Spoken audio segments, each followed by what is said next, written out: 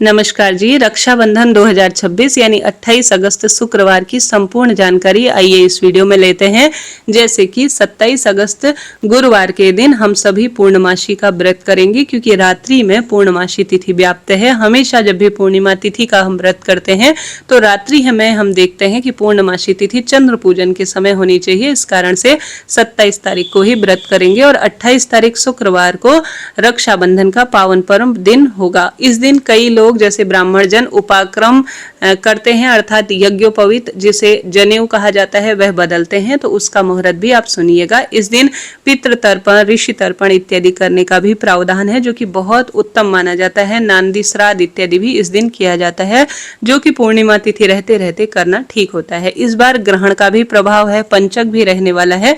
सबसे पहले आपको बता दूं ग्रहण के बारे में। ग्रहण का भारत में कोई प्रभाव नहीं है किसी भी रूप में, न तो सूतक रूप में, न गर्भवती महिलाओं को कोई विशेष सावधानी रखने की आवश्यकता है। भारत में ग्रहण नहीं दिखाई देगा, तो अनावश्यक चिंता टेंशन आप बिल्कुल ना करें।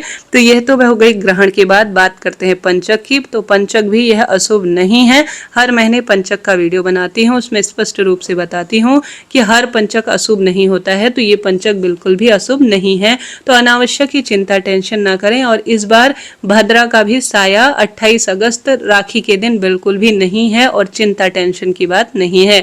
बात कर लेते हैं इस दिन अशुभ समय की, यानी कि कई लोग राहु काल का विचार करते हैं, कई लोग राहु काल का विचार नहीं करते। तो राहु काल 28 अगस्त शुक्रवार को सुबह 10:46 से 12:22 के आसपास रहने वाला है। राहु काल का त्याग कर इस दिन पूरे दिन भर में आप राखी बांध सकते हैं, परंतु सबसे अच्छा समय यही है कि आप पूर्णिमा तिथि रहते रहते रक्षा सूत्र अपने भाई के हाथ में बांध लीजिए।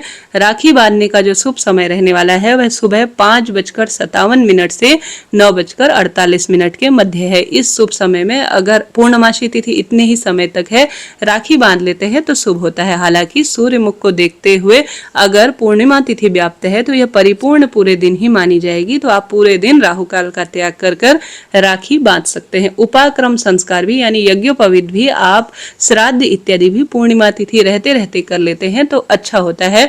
पूर्णिमा तिथि जैसा मैंने आपको बताया 9:48 को है, 28 तारीख शुक्रवार को। तो इतने शुभ समय में आपसे संभव हो तो श्रेष्ठ कार्य करने का पितरों के निमित्त, और आप ऋषि तर्पण वगैरह जो भी करते हैं और यज्ञोपवीत बदलने का कार्य, और भाई के हाथ में राखी बांध लीजिएगा। सबसे पहले राखी अपने द्वार पर स्वास्तिक बनाकर घर द्वार पर, क्योंकि हमारा घर हवा पानी सब चीज से हमारी रक्षा करता है, अपने इष्ट पित्र देवी देवताओं को समर्पित करें, घर के मंदिर में सब देवताओं को चढ़ाएं, फिर अपने भाई के लिए सुंदर थाली तैयार करें। और भाई का जब आप रक्षा सूत्र बांधेंगे तो पूर्व या उत्तर दिशा की ओर मुख होना चाहिए, दक्षिण दिशा नहीं हो, इस बात का ध्यान रखें। अपने भाई के दाहिने हाथ में और भाभी के बाएं हाथ में रक्षा सूत्र बांधें। रक्षा सूत्र 3 गांठ आप लगाएं जो कि त्रिदेवों की सूचक होती है।